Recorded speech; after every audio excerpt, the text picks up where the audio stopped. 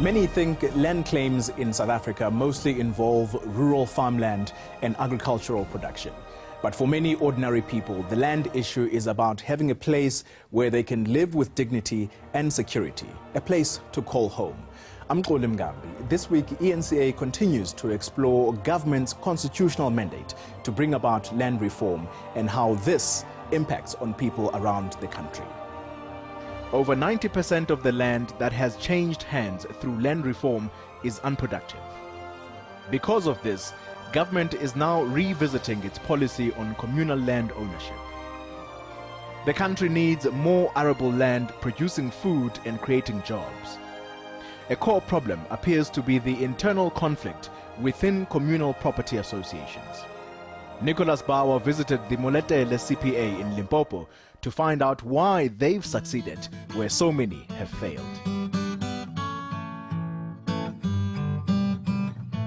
Ezekiel Nkosi has been a teacher for over 20 years, shaping the minds of South Africa's future leaders. The new South Africa that we're in needs you. And the only way to be part of it, and the only way to be successful in this new South Africa, is to master your maths.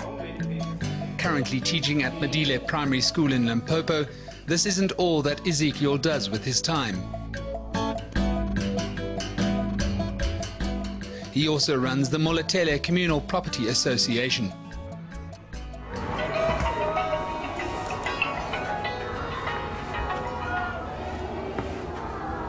Hello. Yeah. Hello. Bona ke tlo bona ka 3 ake ke sale busy mo sekolo. He's just got a call from Comfort Sikaubela, one of the more than 1,200 people employed at Moletele. It might seem strange, the chairperson of an organization visiting one of over 1,000 employees, but at Moletele it isn't. Here there is no boss and no worker, only partners.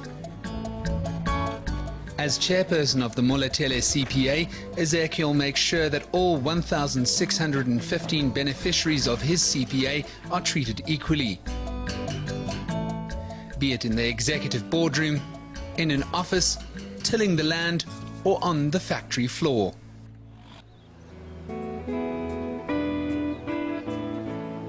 Established under the Communal Property Associations Act of 1996, CPAs are an experiment in land reform, designed for groups who have a claim to land from which they were forced during apartheid. CPAs are basically land-holding institutions, formed when government buys back dispossessed land, returning it to the rightful owners. It is then up to the group, led by an elective executive body that may choose to be independent from any traditional authority, to ensure that the land is used productively. And that's exactly what the Moletele CPA has done for the past 8 years. Our main concern at the moment is that we want to see this land reform process giving tangible benefits to our communities. After receiving their land in 2006, their success on 10,000 hectares near Hoedspruit has been remarkable. Producing and exporting oranges, the CPA has a turnover of over 150 million rand.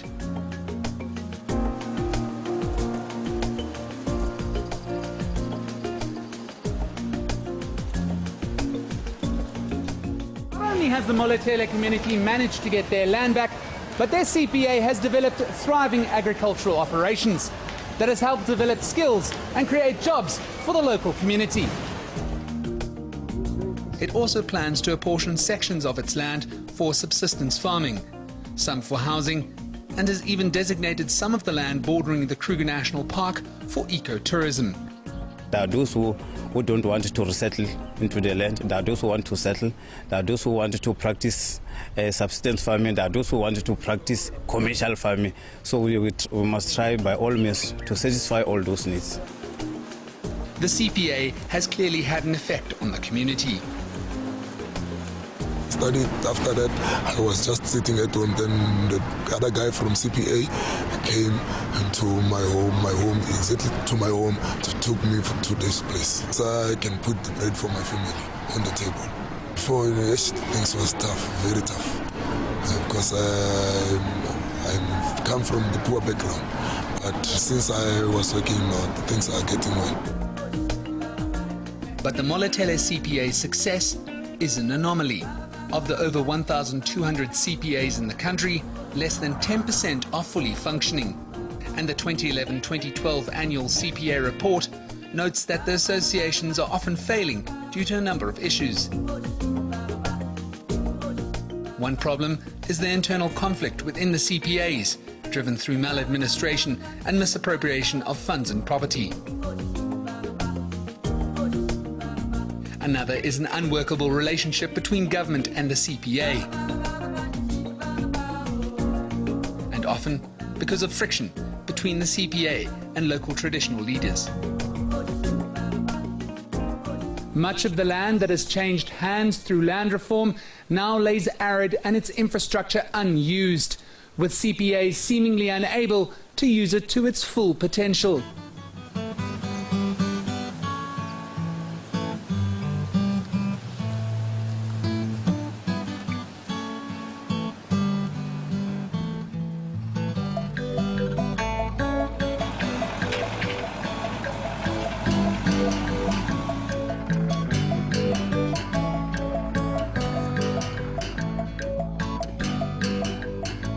Chief Luwande Devane is an emerging farmer and traditional leader near Louis Trichardt in Limpopo. He's seen countless communal property associations fail. He believes this all comes down to a lack of experience and beneficiaries not wanting the same thing. Most of the people know nothing about farming. If the government is able to return the land to the owners, then it must encourage them to identify the people who have passion and who can work on that land within the communities. In spite of the success of some CPAs, this land reform official explains some of the dilemmas facing government. The tribes under traditional leaders. So when you restore that land, how do you restore it? Do you create another legal entity, a CPA or a trust, or do you transfer that land to the traditional authority? Then there are the concerns about power relations. Looking at other options to try and harmonize relations in rural areas, because what has happened in some instances, you'd find that there's a traditional authority and a CPA, and the two are not working in harmony. The CPA wants to be above the chief, and the chief feels that because he's the custodian of the tribe, the CPA has to be under him. And some suggest that there's a general trend to return to traditional ways. We are saying with this new approach where the minister is saying, let's look at other forms to also accommodate, the different scenarios or situations that our people find themselves in, because CPAs in their nature are more of a Western kind of approach to land holding. Even farming unions have their doubts about the viability of CPAs. Before the emergence or whatever called CPA, the Amakosi have been the leaders of our people without any particular conflict such as what we are discussing today in 2014. There is no way in any world, in any country, respectively so, where you can put a lot of people on a piece of land to think that they can work together. But while there are moves to legally place traditional leaders as the sole custodians of reclaimed land, independent researchers think that abandoning the CPA model would be foolish. If government was to do away with CPAs, and the only vehicle that they would be transferring land to was traditional councils, it would suddenly mean that you have these entities that have no means of accountability, where women are often marginalized, where there aren't elections or anything like that compared with CPAs. And it would really leave people who are currently in CPAs completely out in the dark. And one man can't imagine a future without the Moletele CPA. So I don't think the government is doing the right thing to stop the CPA. Like for me, if it was not for the CPA, I don't know where will I be or what will I eat. In spite of the uncertainty, Ezekiel is forging ahead with his work for Moletele. I'm building for the future, for my children, for my great-grandchildren, for the entire community. The success of Moletele holds some valuable lessons that can be applied to other communal land management structures. Their success was built on some financial support from government, the use of local skills, and most importantly, one united vision for the whole community. Because at the end of the day, this business is their livelihood. Nicolaas Bauer, Hoedspruit, Limpopo.